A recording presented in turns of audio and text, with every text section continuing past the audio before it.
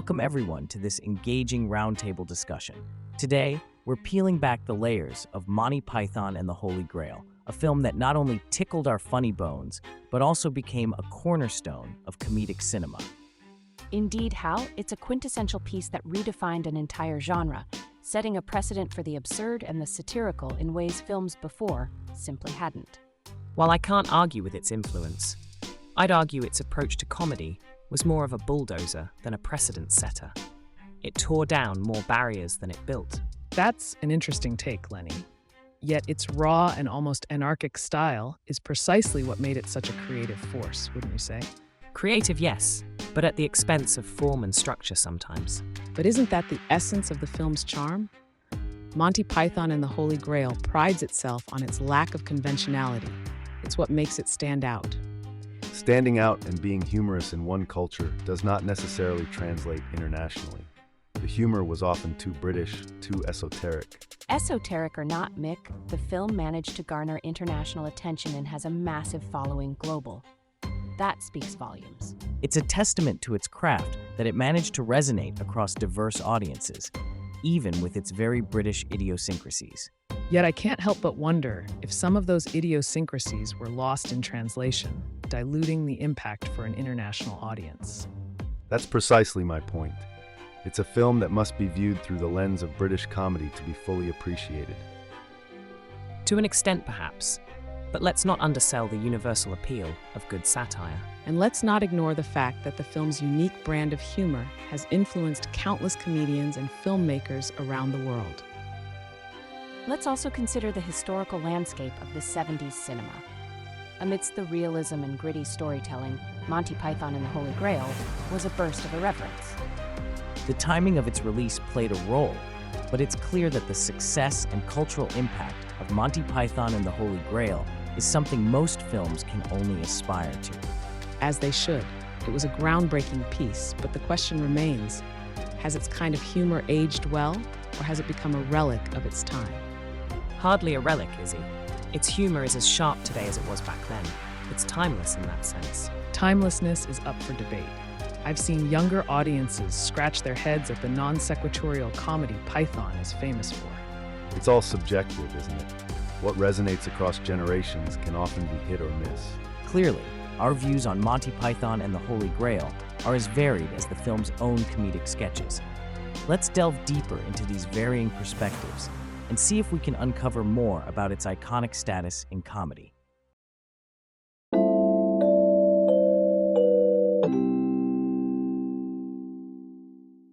We're delving into the unique influence Monty Python and the Holy Grail has had on the landscape of modern comedy.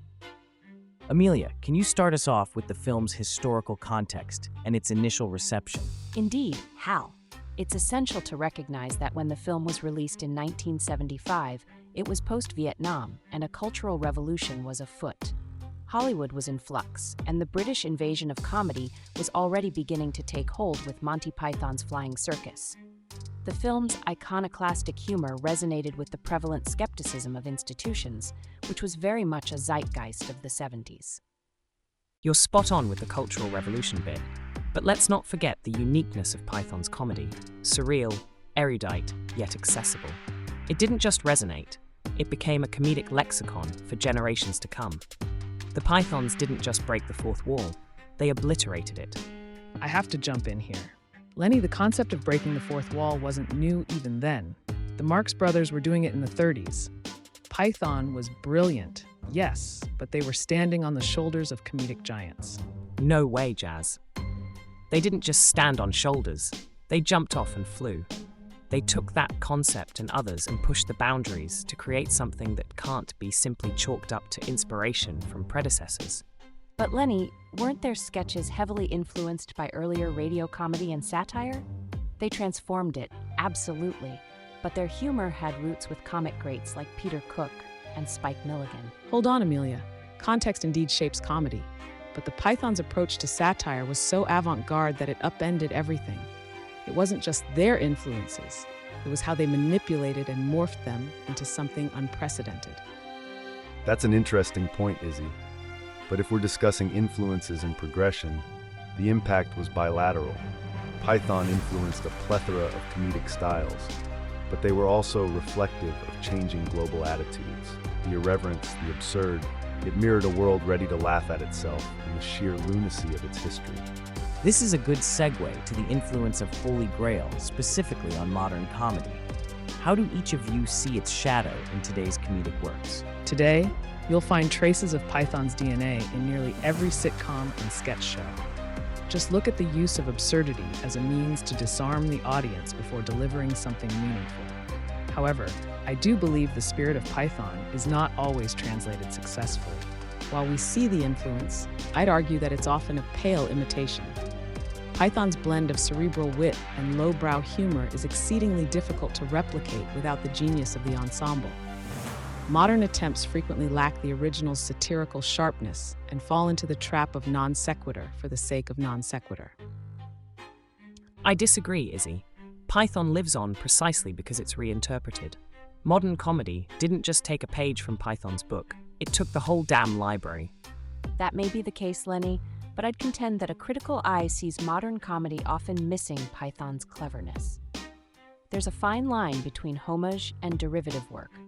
Python's shadow is long, true, and while we can trace lines of descent, we also have to recognize where the modern has lost the thread of their humor's complexity. That complexity cannot just be attributed to comedic skills. It was born in a time where concepts like Python's could surprise and challenge the status quo. Today's audiences have a different cultural diet. The shock of the new that Python represented needs fresh stimuli for contemporary crowds. All strong points. Clearly, the Holy Grail's cup overflows with influence. It appears, though, our consensus on its nature and quality in modern comedy isn't quite so unanimous.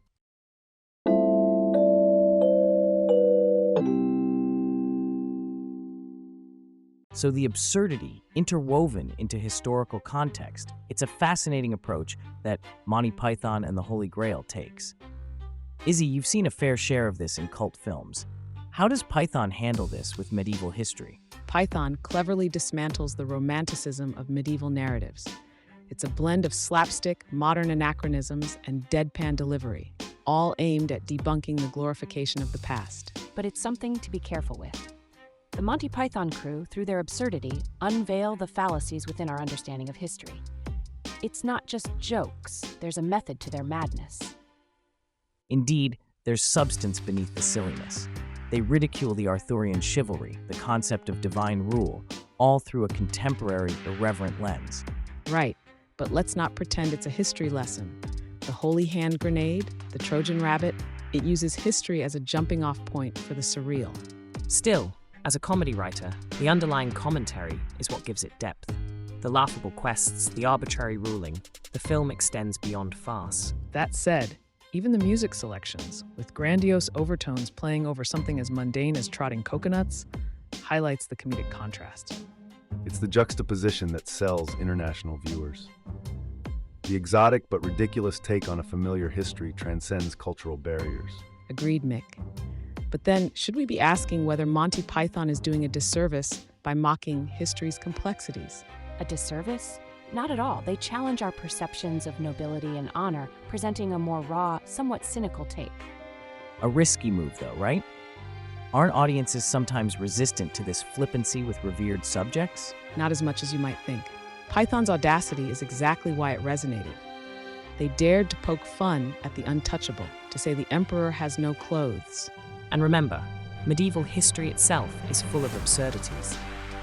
It's almost as if Python's approach is a more honest reflection than the sanitized versions we get.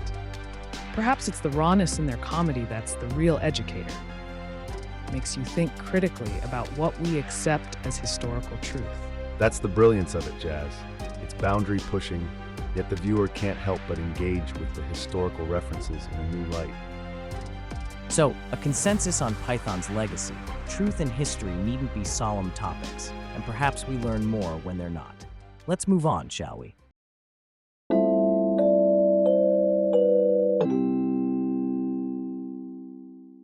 The film's production famously included a lot of on-the-fly decision-making. How much of this improvisational spirit do you think was calculated versus genuine, spontaneous creation? From a TV producer's viewpoint, Improvisation is a tool, but the end product of Holy Grail feels like it wasn't just about being off the cuff. It had to be meticulous planning that gave space for improvisation. I have to interrupt you there, Jazz. As a writer, I know you need a foundation, but the Python's brilliance was their ability to depart from the script. That's where the gold lies, in the unscripted moments. Fair point, Lenny, but let's not romanticize. Without a strong script as a safety net, those unscripted moments could have easily led to a disjointed mess. I think we're missing the forest for the trees. Improvisation enhanced the irreverence that Monty Python was known for. Whether planned or not, it allowed them to tap into a more genuine form of comedy. Izzy's right. Their comedy was cerebral and yet visceral. This blend can't just come from careful planning. It has to emerge from the moment, from the urgency of expression. Urgency, sure, but remember the audience. The impact of those improvised moments would have fallen flat without an understanding of comedic timing, which is a skill, not happenstance. You're seeing it too black and white, Mick. It's a dance between skill and instinct, and Monty Python mastered both. Ultimately, it sounds like we can't neatly categorize their process as planned or spontaneous. It's both, and it's that tension which helps the comedy land so effectively. Exactly, Hal. It is the balance of the two where you'll find the essence of their genius.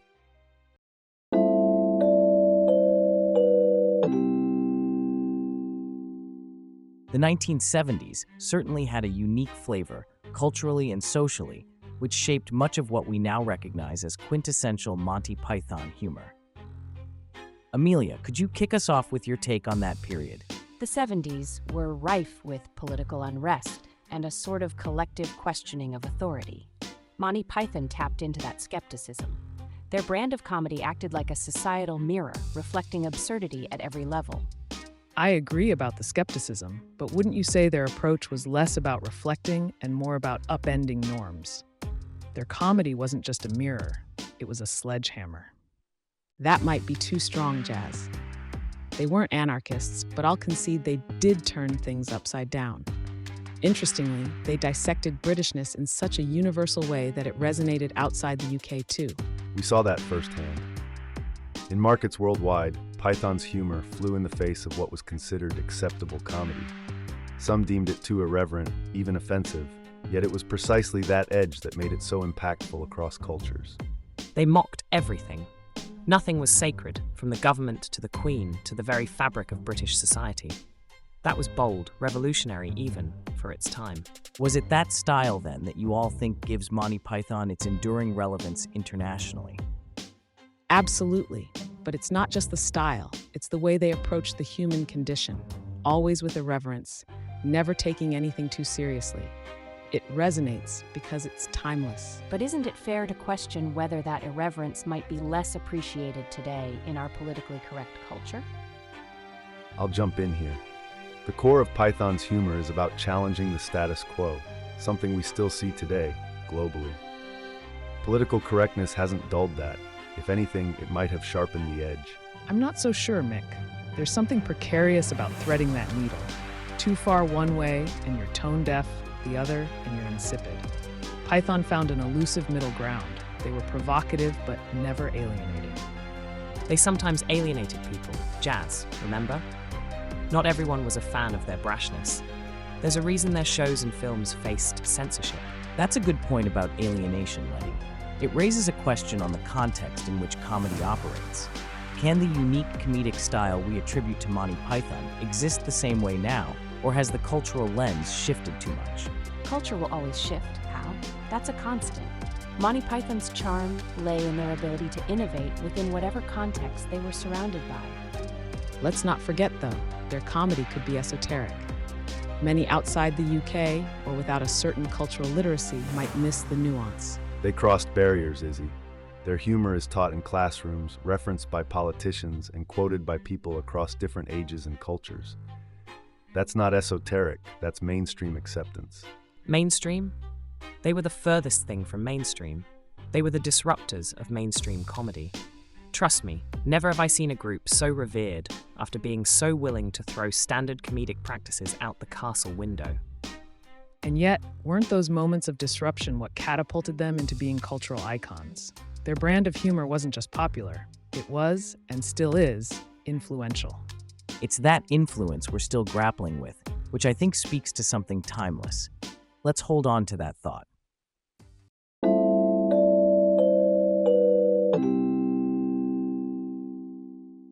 The gritty charm of Monty Python and the Holy Grail is impossible to discuss without addressing its low-budget roots.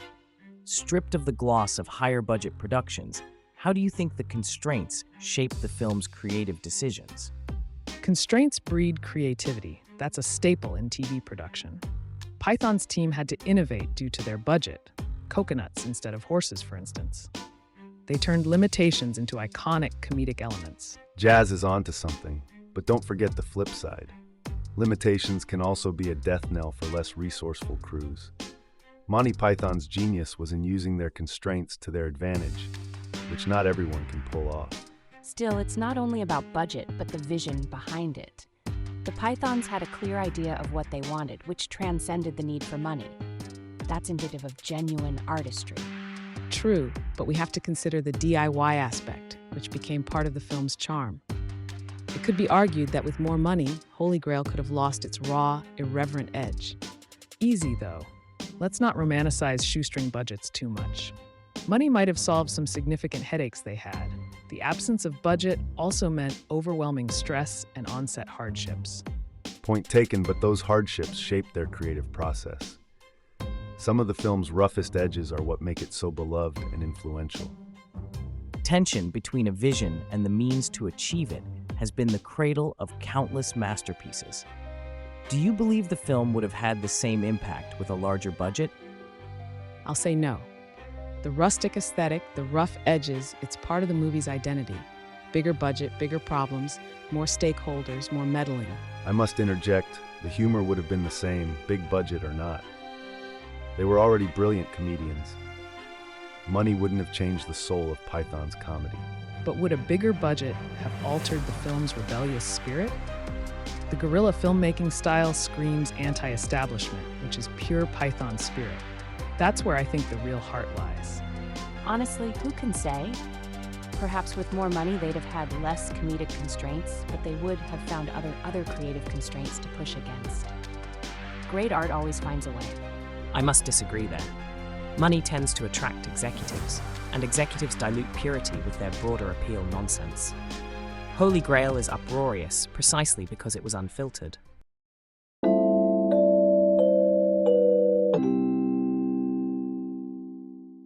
Now let's delve into the legacy this film has left behind. Izzy, could you kick us off with your insights on Python-esque humor in today's films? Certainly. One of Python's unmistakable legacies is the blend of highbrow with slapstick. This has unquestionably permeated cult films, where you see these sharp, witty scripts alongside pure, unadulterated silliness. While that's true, I find that international audiences sometimes overlook the wit and focus on the slapstick.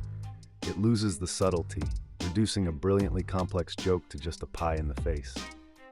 Mick, I must interject. Sure, the slapstick might be the hook, but isn't the accessibility of that humor a testament to Python's universal appeal? Jazz, I'm with Mick here. It's that very accessibility that often sanitizes the edgier, sharper aspects for broader audiences. We risk losing the essence of what made Monty Python's humor so revolutionary. Revolution's all well and good, but let's not forget that Python, at their core, wanted laughs. The uproar was a side effect. They toyed with the absurd so masterfully that it didn't just tickle, it provoked. Exactly, Lenny. Provoked thought. Modern cult films that emulate Python have to tread a fine line. Sometimes they get so lost in absurdity they lose any semblance of coherence. Speaking of provocation and absurdity, how do you think this style has influenced television comedy? It's been huge for TV, Hal. Python's sketches were really the precursor to countless sketch shows. But now there's more polish, less of the raw, unfiltered Python we cut our teeth on. Yet that polish often strips away the raw satire, doesn't it? Modern shows try so hard to emulate Python, but without the same bite.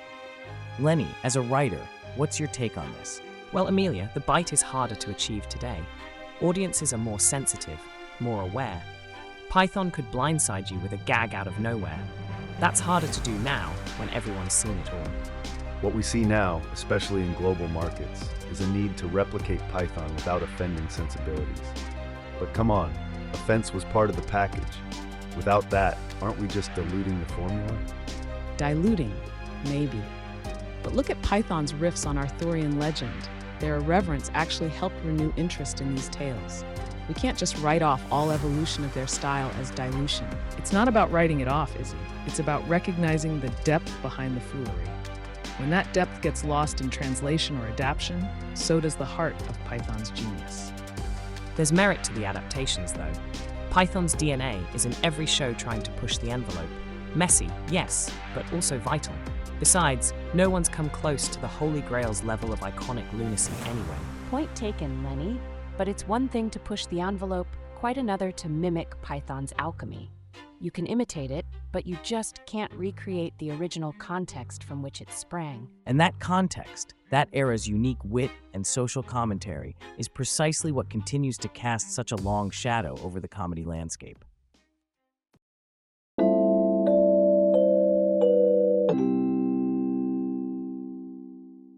Arthurian legend has been a cornerstone of British literature, a romanticized era of chivalry and quest. Monty Python strips that down, doesn't it? Indeed, it does. It takes these romantic notions and turns them brutally on their heads. It's a brave move considering how deeply ingrained Arthurian myths are in our cultural psyche. Brave? I'd say it was downright irreverent.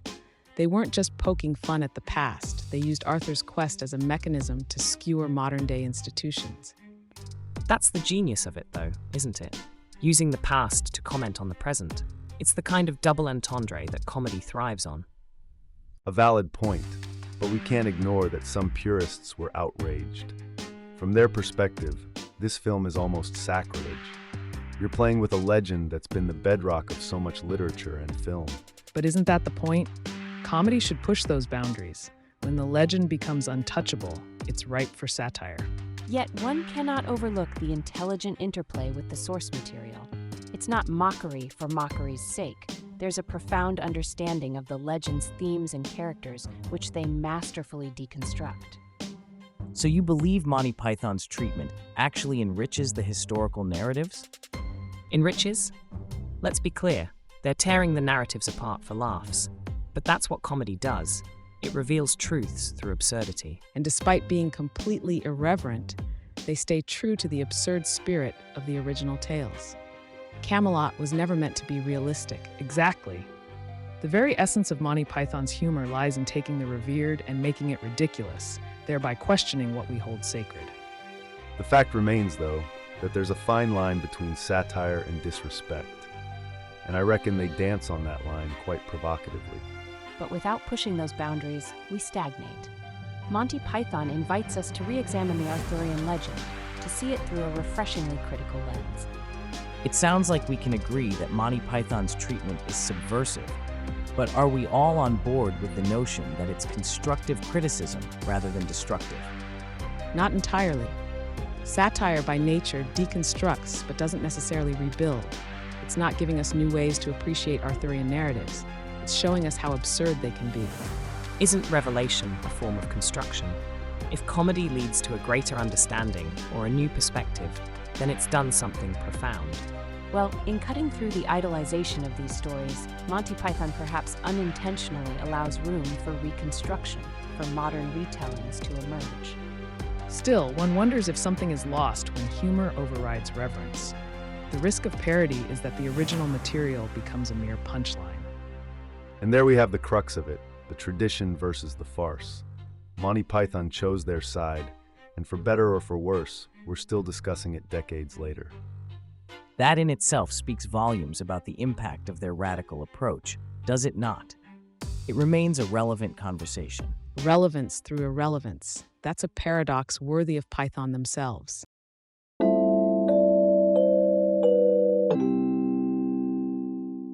The notion of nonsensical humor has a distinct place in both classic and modern cinema. Monty Python certainly led the charge with Holy Grail. How do you believe this form of humor contributes to or distracts from social commentary through its absurdity? There's something liberating about nonsensical humor. The writers of Holy Grail were audacious, tearing apart society's facade by using the ridiculous to expose the truth. It's quite a skillful act. Skillful, certainly, but not always successful. Nonsensical humor can be hit or miss with audiences. It's often culturally specific, sometimes completely opaque to those outside its context. Disagree there, Izzy. Monty Python might be brimming with British quirks, but it resonated worldwide.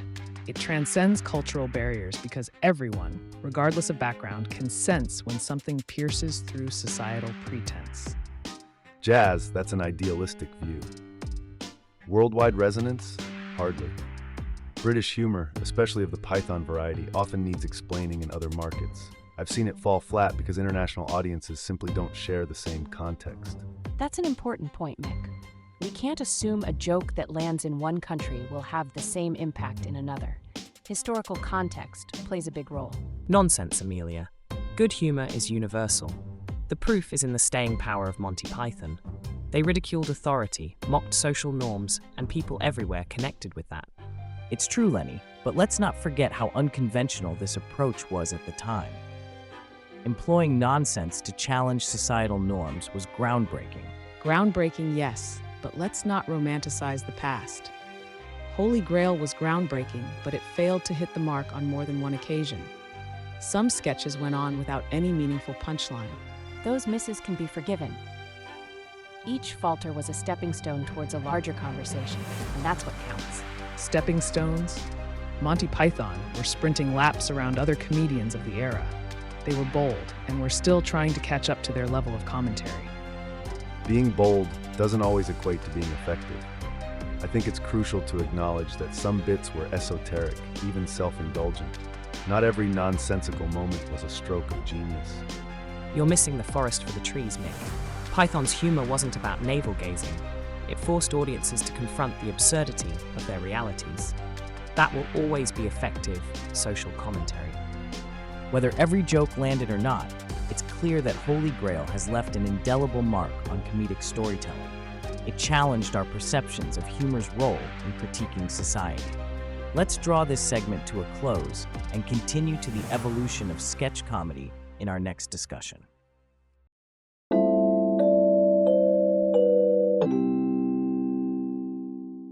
Monty Python's narrative has left a profound mark on sketch comedy. But what do we see of them in today's skits and sketches? There's an obvious thread running from Python into every corner of sketch comedy. The absurdism, the sharp turns from highbrow to lowbrow, that's Python DNA in the genome of sketch comedy. But has it evolved? Monty Python broke the mold in their time. Modern shows often seem content to just riff on their legacy, rather than push new boundaries. The structure of storytelling breaks in Python sketches were innovative, but today I feel we sometimes mistake randomness for innovation. It's the intellectual leap that tied Python sketches together and made the absurdity meaningful. Exactly my point. Modern comedy often lacks the courage to commit like Python did. They leaped without looking. Now it seems comedians are peering over the edge, too scared to jump. Risk-taking is expensive, especially when audiences are so fragmented. TV production is a game of numbers, and Python had one stage, one audience. We can't compare. The audience being fragmented is a cop-out. Commitment is what makes comedy like Python's timeless. The splintering of audiences should encourage more unique voices, not dampen them. Not all evolution is forward. Some things regress. The brilliance of Monty Python in the present context is diluted when everyone's taking a shot at absurdist comedy without understanding its original intent or intelligence. There's a distinction between homage and replication. Too many think they're doing the former when in actuality it's the latter. Well, homage requires understanding. Modern sketch comedy understands Monty Python about as well as a parrot reciting Shakespeare. Isn't that a tad harsh? There are genuine innovators out there pushing the format into new territories, exploring what sketch comedy can be in the digital age. But are these evolutions or just mutations? Python had something to say with their absurdity. Is the message still central to comedy now? Sometimes I doubt if there's a message at all. It's like comedy has devolved into a free-for-all, where everything's about the immediate laugh. No grander vision. And yet when something truly original comes along, it's often rejected for not fitting the pattern Python created. It's a paradox. That unprecedented creativity is exactly what we should be seeking, rather than continually referencing a bygone era, Python or not. Creating sketches with today's technology and platforms, that's a canvas Python never had.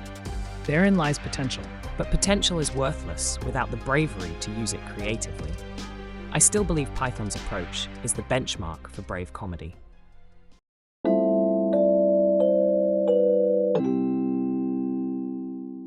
The international reach of Monty Python has always intrigued me. But I imagine, Mick, with your experience in distribution, you've got a perspective on the global reaction to this uniquely British humor. Indeed, Hal. While Monty Python resonates with a broad audience, the humor can be seen as quintessentially British, often steeped in irony and understatements.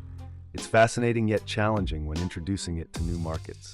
Some segments are universally appreciated, but others, particularly those reliant on British culture or language subtleties, risk getting lost in translation. But isn't that a risk with any culturally specific content?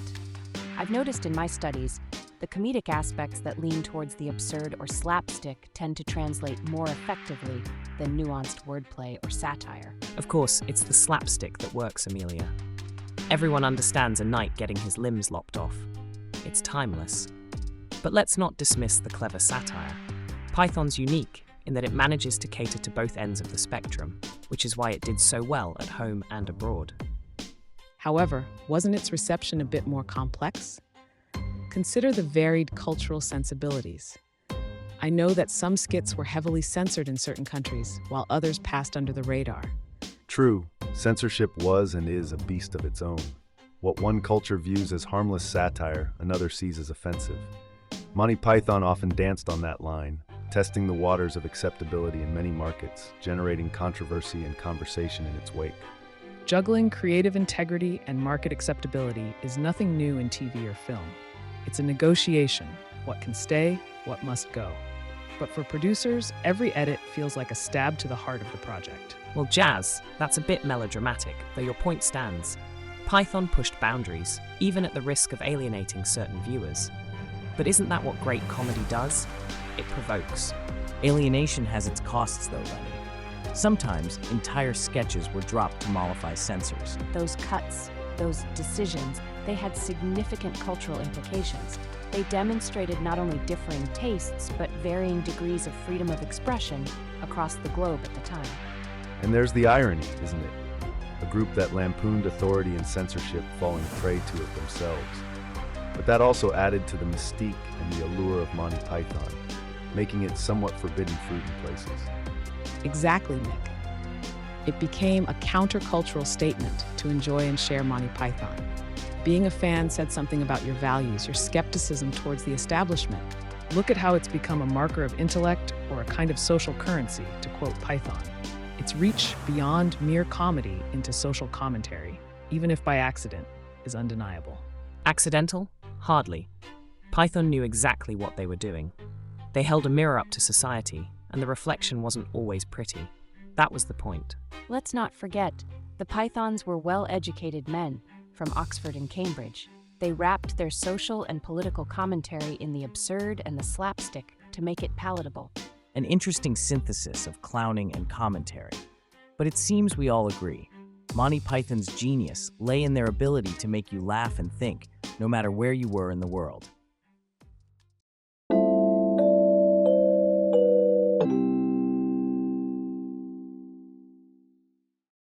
We've journeyed through the realms of satire, history, and cultural impact. Let's gather our final thoughts on this Python phenomenon. Who'd like to start? I'll jump in. It's clear Holy Grail is more than a film. It's a commentary, rife with anachronisms that actually teach us about the present. And it's exactly this anachronistic humor that makes it timeless. Timeless? Disagree with you there, Amelia. The humor is deeply rooted in the ethos of the 70s. Calling it timeless neglects how the context of that era shaped Python's approach. But Izzy, doesn't true comedy transcend time? Even modern audiences find it relatable, proving its adaptability and relevance across generations. Adaptability? Modern audiences chuckle at different bits now. Python's ability to evolve with the audience isn't adaptation, it's interpretation. That's the thing, though, isn't it? We can interpret the film as we like, but Monty Python purposely didn't tailor their style for anyone.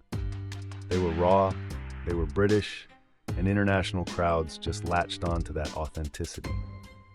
Authenticity they had, no argument there. However, calling it purely British strips away its universal appeal.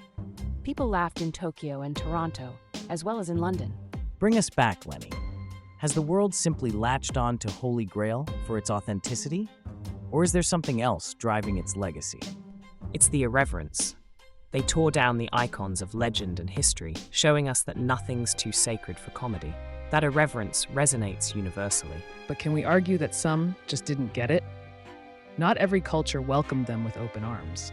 The irreverence sometimes sparked outrage. Outrage or not, they got people talking, Jazz. That's more than most films achieve. Provocation is a mark of iconic cinema. And let's not understate the role of censorship.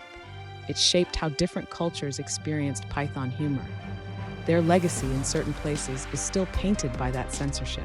We must then also consider, as we close this discussion, whether Holy Grail has cemented itself in comedy history because of or despite these controversies. Despite, for sure. Monty Python thrived on being the antidote to the norm, resonating with the counterculture movement of the time. That's carved in stone in comedy history. Final thought.